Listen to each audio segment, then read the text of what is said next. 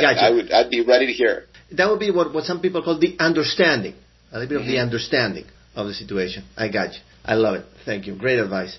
All right. So 2 more questions, Bill. Okay. So how other partners and the government can take advantage of you and rely? You have relationships. You have been there forever. You work with the civis thing, with the OBIM. I've been there forever. So what is your value for other companies, for federal employees, with you combined with rely? Well, I mean, part of it is this real, like, boots on the ground. This is what it's like to be a Fed, and these are the challenges we're facing, right?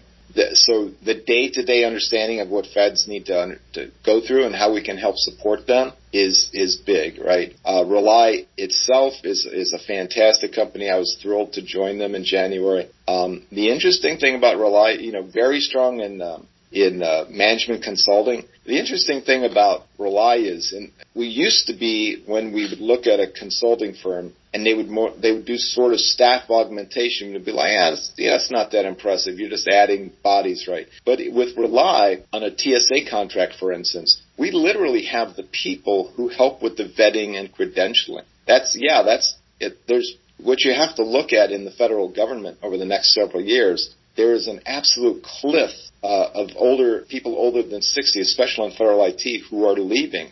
Look at me, right? I retired at my full age, but there's more folks over 60 in the federal IT space than there are under 30. We need to support those folks. We need to support the government because they're just not going to have enough folks to do the job. And I've already described how overwhelmed and how packed their days are. Now that's going to get worse and worse. So being able to understand their needs and what's important to them is going to be huge. And cutting through all the mess. I mean, I've seen a couple of things recently sent to me for review that I was pretty confident someone just tossed a couple of prompts into ChatGPT, for instance, and they spit this stuff out. And I'm like, there's flowery, what sounds good, and then there's really what we really need to do to get the job done. So that is huge, right? And that level of understanding is huge. The understanding of what the mission actually is. I mean, I was personally involved with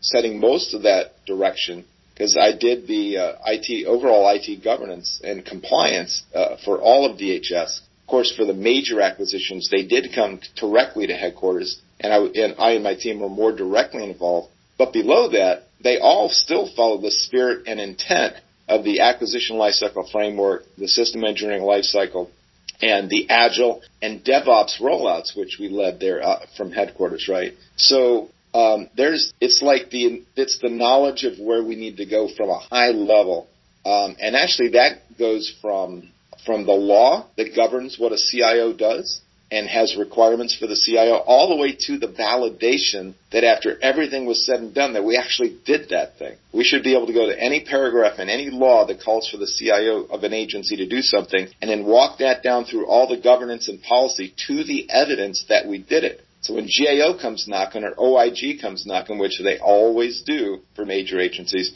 you can show them, here's where we did it. And wow. They will not settle for anything less than a signature or meeting minutes. You need to show that evidence. And building all that, and by the way, this is really one of the big value adds that I want to add to Rely and to our teaming partners, is to go into an agency, overlay this governance and compliance framework over what they've got already, look for the gaps, and then help them fill those gaps. Because, this is law, right? You can't decide which laws to follow or not. And you don't want OIG and GAO coming after you, and you don't want to be on the front page of the Washington Post, right? Gotcha. So there's and then not even just aligning with those policies and governance activities, but then looking for opportunities to streamline them. I'm incredibly excited, and I was actually very proud to run the first emerging technologies branch at DHS headquarters, where we started doing the AI. And of course, early on, we were just getting all the policy in place and making sure we were using the policy and making sure that was, done very successfully and correctly to provide civil rights, civil liberties, privacy, as well as being, having enough teeth that should be effective. So that took quite a lot. What are the problems that an agency can have with OIG and GAO? I mean, what is the risk there? Well, what they'll do is they'll come in right? So here's the thing. A lot of people think, if they're not in this town, a lot of people think federals just spend a bunch of money and kind of work on pet projects, and they kind of do what they do day to day, and you don't really see that a lot. But I can guarantee you that anybody on the federal side spending any kind of money here at headquarters, certainly large amounts of money, and we work for the executive branch, right? Most of the agencies are executive agencies, if not all. But the Congress wants to validate correctly to make sure that the money they allocate is being spent correctly. So the government accountability offices, their arm to go find out all these laws that were passed, all this money that was allocated to do certain jobs, are we getting our money's worth, right? Is it secure? Is the taxpayer being overcharged? Is the work that we invested this money, and there was a need for this money. We sold the idea that we needed a service done, and is that service being done? And so, unfortunately, for many programs over several years, not in the millions and billions even, that hasn't been the case, right? You've seen these cost overruns, and I'm not mentioning any programs by name, but there have been plenty, and they're just have been sort of mismanaged. There have been one issue over another. Contracting issues often, because contracts are legally binding documents. So if the contracts are written in a certain way, it's sort of, it doesn't, sometimes that's not in alignment with the ultimate, goal of the program. So that pulls contracting into this very significantly as well. So the PM has this lack of alignment, cost overruns, the GAO shows up, they write a report, and what happens?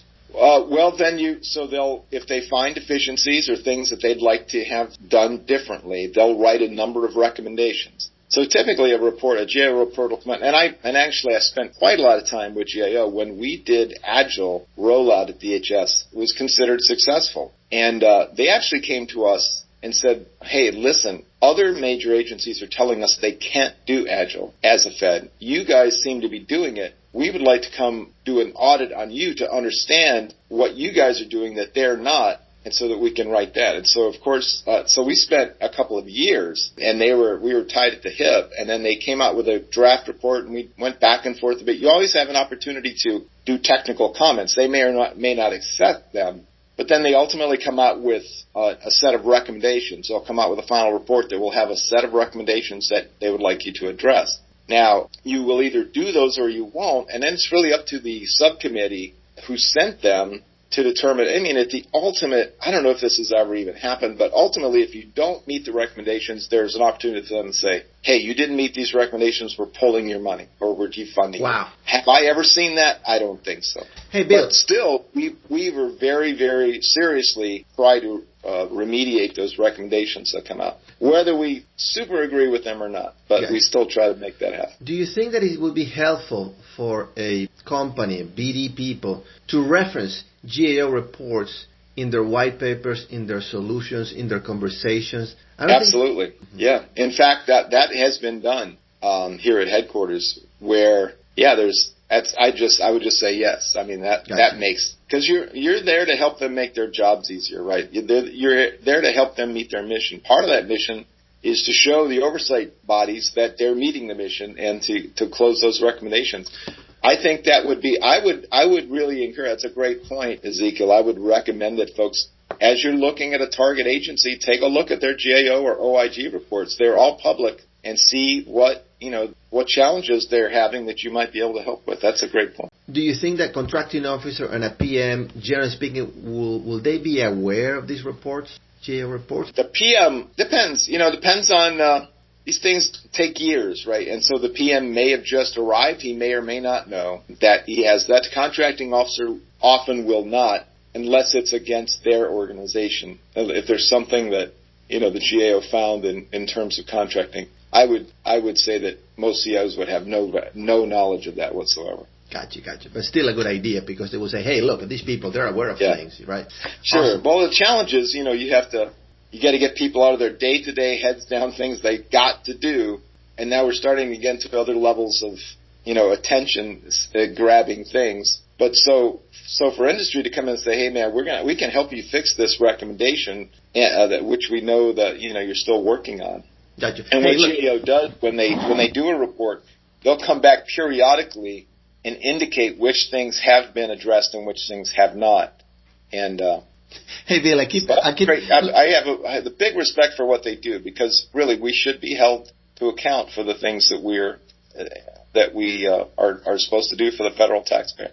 Hey, I have to make two parts of this podcast because it got more longer than I thought. But I'm so tempted to ask you. I want to ask you about your advice for federal employees they're moving to industry and all that. But I promise you the last one before that one.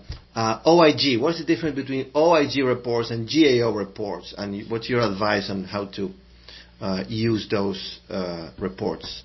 Right. Well, they're about the same in terms of your requirement to meet them, right? But OIG is typically an internal report. So DHS, for instance, has its own Office of the Inspector General. So there are things that they look, which is sort of self-reporting within the agency. And so you'll see that, I'm frankly not familiar with all the other agencies and whether or not they have them. I would imagine that they do. I know DHS does. Gotcha. And then GAO is the congressional arm, right? So that's external. That's coming to validate that we're doing the things that that Congress wrote the laws for, and that we're actually, the thing is we wrote this law, or we built this system, for instance, say a DHS or any government system or service. We funded this thing to do a certain business need, to meet a certain mission need. And the thing is, are we getting our money's worth? So it's an independent arbiter to say, yep, you got the money, show us how you used it. Gotcha. And I think that's perfectly valid. I mean, there's challenges because they say, when you say you're going to do something, did you do it exactly as you said you're going to do it? Well, the challenge has been now with the new modern IT world, with Agile, for instance. Yeah, we thought we were going to do it this way. We found a better way, and so we did it that way. So we're not in compliance with what we said we were going to do. But again, that's the old anti-pattern of, we would say back in the day, March 2027, we're going to have exactly this tool. It's going to work exactly this way. And even, by the way, the fact that we're going to do it in March 2027 is always a guess, because you think it's going to take that long to do it. But, with modern Agile IT development techniques, you learn as you go. Yeah, exactly. And you may or may not hit that date. Or you may often get the full functionality a little sooner. The last question is, any advice for federal employees how to approach their careers, right? What are the options? And if a federal employee decides to cross the ocean or whatever you say, that the threshold here, and go to industry, how to select a good company? So, general question. Any advice for federal employees in their careers? You were successful, you did well, you had fun. And if they decide to move to industry, how to select a company? Any thoughts overall? It's sort of a new one on me, because I was unique in that I knew I was retiring, so I did my full federal career. Although, I was a mid-career transition. I didn't become a Fed until 2008. Bought some Navy time back. It's a wonderful program where if you served in the military, you can purchase those years back. So I did. So really, my federal service was from 2008 to 2024, which isn't really enough to probably retire, except I had those extra 6 years I purchased back. It's interesting. This was to me a perfect marriage of Rely Group and myself in terms of where they wanted to go as a company. They wanted to expand. They wanted to expand, frankly, towards DHS a bit. They had a wonderful blanket purchase agreement that they won at TSA and just got the recompete. And congrats to those guys. Something that happened way before I showed up, and so I'm getting the benefit of that hard work.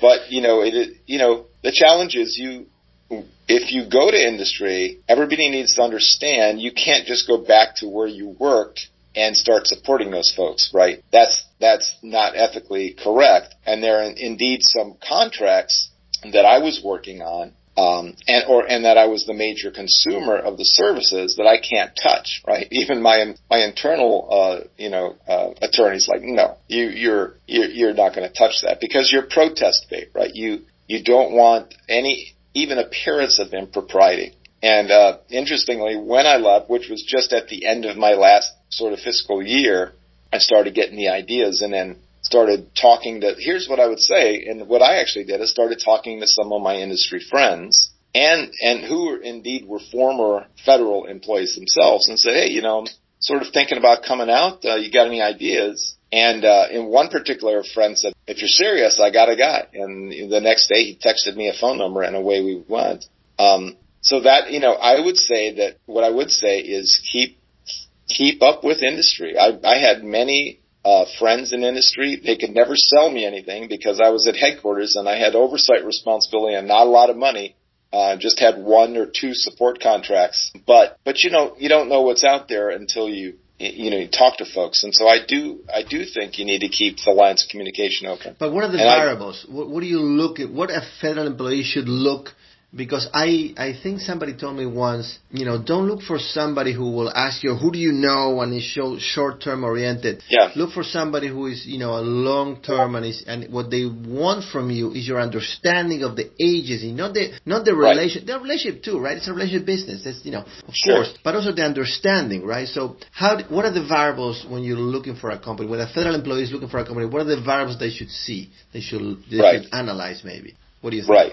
Yeah, a lot depends on, so we're just sort of halfway described what the company might do to hire a federal employee. I can certainly see what the benefits are there, understanding it's that internal thing, but what does a former Fed want when he goes to industry? That's somewhat different. And a lot depends on what your level of comfort is and where you were within the industry, right? I mean, if you were if you were relatively senior, and I was very lucky to be there for a long, long time, and I was working with the folks who made the senior policy decisions. And of course, I was the grunt that was writing them, ghostwriting them, and with my leaders' input, of course, and then final approval. So that's one level of what you could do to help to go out there and help do strategic direction, right, for a company. That's very, that's, if you don't know, you don't know, and that's very valuable, right? But then you may just bring a unique, understanding of a certain discipline or a certain service or a certain way that the government works. That, so for a Fed, letting someone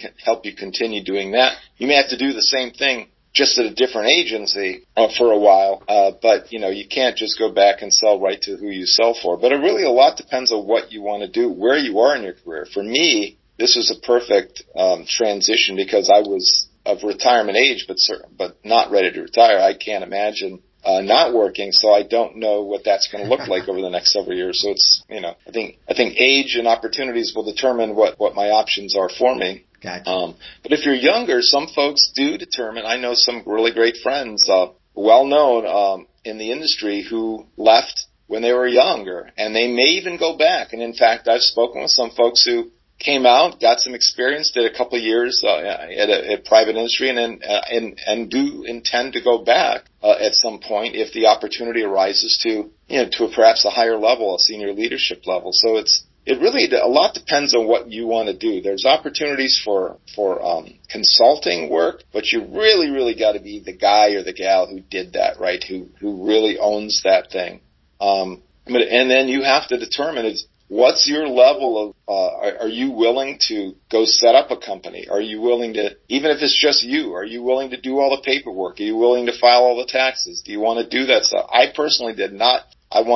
So this was a perfect, Rely Group was perfect for me because I am fully employed there. I'm not like consulting to them. But there's a couple of options, couple ways to go. The one thing I would really tell Feds to do is talk to other trusted mentors. I have been so just lucky and thrilled and honored that I've had a bunch of senior mentors, former CIOs, 2 or 3 or 4 of them, former generals, and tons of BD people in industry with whom I've made friendships over the years. They were all looking out for me, giving me what this side of the world really looked like, what I should ask for, what I should consider, and it was very, very helpful. And I thank them all, and I won't start naming names here online, but they know who they are, and I really appreciate them. And I would encourage other Feds to do the same thing. Of course, that's dicey, right? You may not want to let your boss know you're about to, head out the door. I mean, it's, that is interesting, right? How do you do that? Hey, can you mentor me? I'm getting out here. I mean, how would that work? Yeah. I mean,